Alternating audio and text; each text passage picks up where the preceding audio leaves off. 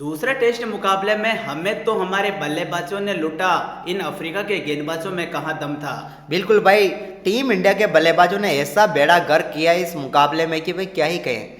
शर्म आने लग गई अब तो कि भारतीय टीम ऐसा परफॉर्मेंस कर रही है, वो भी इस बैटिंग पिच के ऊपर जहां पर साउथ अफ्रीका के पुछले बल्लेबाज आकर रन बना रहे हैं। 200 पर 5 के बाद 200 489 तक पहुंचा दिया, यानी कि 289 और फिर भी हम क्या कर रहे हैं। भाई फॉलो ऑन दिया, थोड़ी तो शर्म करो। भारत के घर में आती है अफ्रीका की टीम और फॉलो ऑन दे के जाती है। भाई सोचो कैसी पिच बनाते हैं, भाई अच्छी पिच ही बनाते हैं। वो तो 2 दिन तक बल्लेबाजी करते हैं और हम आज का दिन खेल भी नहीं पाते, और अफ्रीका की टीम हमें वापस बल्लेबाजी करने के लिए बोल देती करो बल्लेबाजी तुम। बिल्कुल भाई, फॉलो ऑन हमने टाल नहीं पाई, लेकिन वो तो भला वो अफ्रीका वालों ने फॉलो ऑन हमें दिया नहीं तो हमारी पारी से भी हार हो सकती है। अब हम आपको बताएंगे कि कौन से वो खिलाड़ी हैं जो टीम इंडिया की हार के सबसे बड़े गुनहगार हैं। 5 ऐसे खिलाड़ियों के बारे में हम आपको बताने वाले हैं। बिल्कुल, और सबसे पहले खिलाड़ी की निकम्मा नंबर 1 भाई हमारा कप्तान। भाई ये क्या करता है ऋषभ पंत। भाई साहब कप्तानी मिली मतलब ये थोड़ी कि भाई साहब सब कुछ तूने अभी कर लिया। कप्तानी एक तरफ, परफॉर्मेंस एक तरफ होता है। बिल्कुल भाई, कप्तान साहब को जब जरूरत थी पिच पर टिकने का तो भाई लप्पे मार रहे थे। माना कि आपका खेल अटैकिंग है, लेकिन कम से कम ये उस गेंदबाज के सामने तो मत मारो जो कि सबसे खतरनाक गेंदबाज बन गया था आज के दिन का। लेकिन मार्को एंसन की गेंद पर भाई पुल शॉट खेलने गए बंदा और चल दिए पेविलियन। और भाई वही कहते हैं कि सरपंच जी तो चल दिए, अब कौन संभालेगा गाँव की जिम्मेदारी। भाई किसी ने संभाली नहीं। और भाई सबसे बड़ा गुनहगार मैं तो इस मुकाबले में ऋषभ पंत को मानता हूँ, क्योंकि इसने सिर्फ 8 गेंदे के लिए 7 रन बनाए। अगर इनको अटैकिंग क्रिकेट खेलना था तो स्पिन गेंदबाजी के सामने खेल सकता था।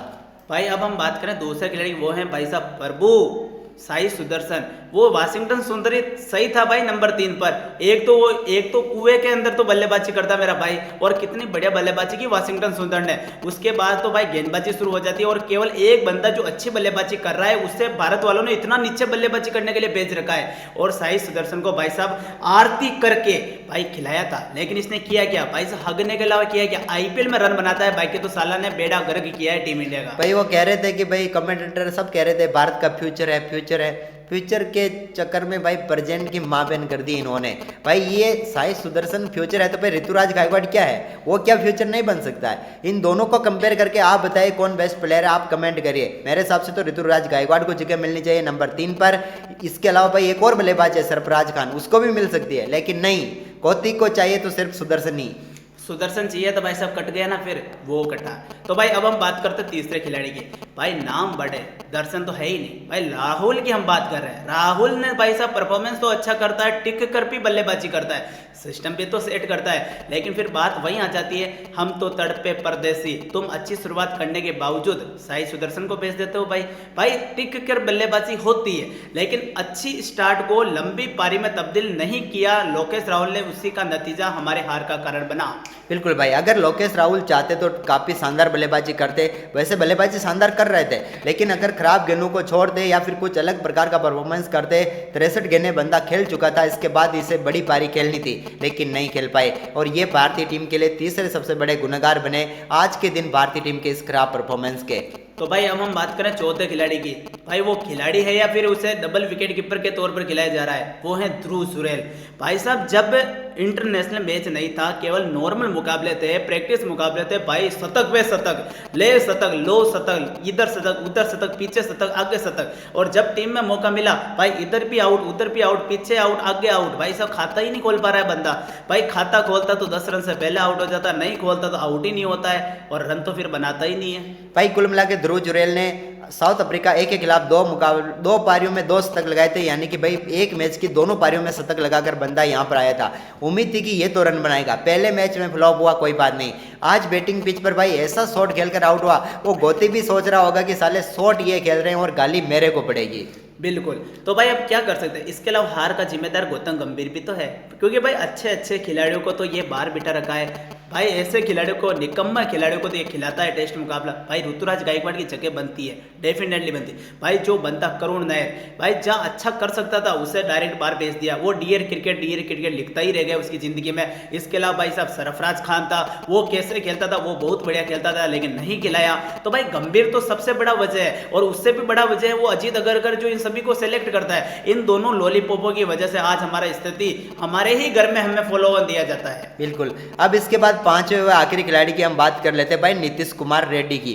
नीतीश कुमार रेड्डी को क्यों खिलाया भाई, सबसे बड़ा सवाल तो ये था, क्योंकि राइट हैंडर बल्लेबाजों की कमी थी। बाहर से कोई खिलाड़ी आ सकता था लेकिन उनको लाया नहीं गया, क्योंकि भाई राइट हैंडर के तौर पर हम चीख चीख कर कह रहे हैं ना, 3 नाम आपको हम कह रहे हैं कि भाई सुदर्शन है, सॉरी सुदर्शन का ही नाम आता मेरे को भी, भाई इसका नाम तो करना ही पड़ेगा। हम कह रहे हैं ऋतुराज गायकवाड़ है, सरफराज खान है और अभिमन्यु ईश्वरन है। ये 3 खिलाड़ी राइट हैंडर थे जो कि भाई लिस्ट ए में कमाल कर रहे हैं, फर्स्ट क्लास में कमाल कर रहे हैं, लेकिन नहीं, इन्होंने लाया नीतीश कुमार रेड्डी को। और किया क्या रेड्डी ने भाई साहब, टट्टी की और क्या किया भाई साहब, ऐसा हग्गा है कि भाई साहब ऐसा तो आप सुबह सुबह बाथरूम में हगते हो भाई। जो घटिया और जितना सिलेक्शन इतना घटिया हो रहा ना भाई, बिल्कुल लालत है ऐसी टीम इंडिया पे, क्योंकि अपने ही घर में हम व्हाइट हाउस होंगे भाई, कल नहीं तो परसों होंगे।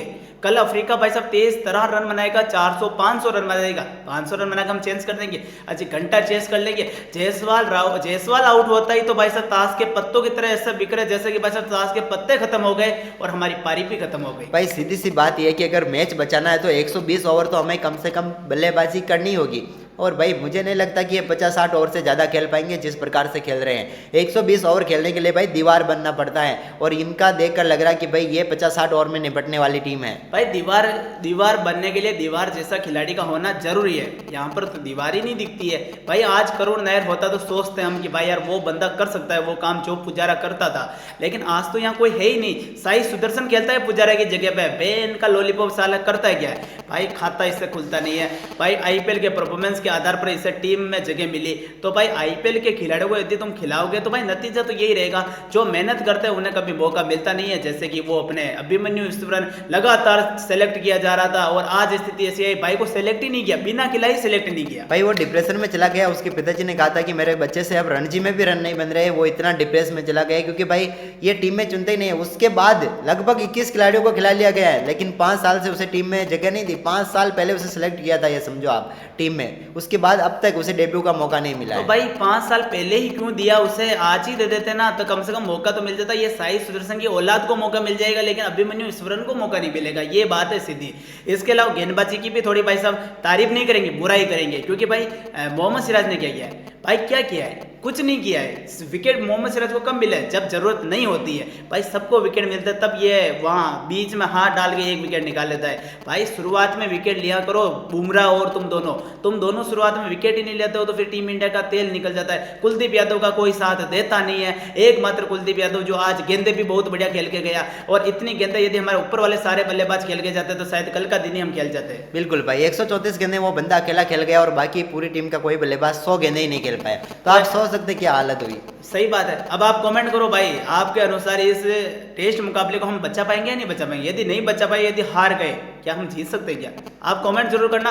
और जीतने के लिए ऐसा कौन सा भाई साहब शक्तिमान बनेगा, कौन सा खिलाड़ी जो भाई साहब उलट फेर कर देगा, तूफान आ जाएगा, भूकंप आ जाएगा, शायद आंधी भी आ जाए, तब जाकर हम जीते तो जीते, बाकी तो भाई साहब ड्रॉ करवा सकते हैं क्या? कमेंट जरूर करना। उसके लिए बल्लेबाजों को एकजुट होकर परफॉर्मेंस करना पड़ेगा। वीडियो को शेयर करना दोस्तों के साथ। धन्यवाद।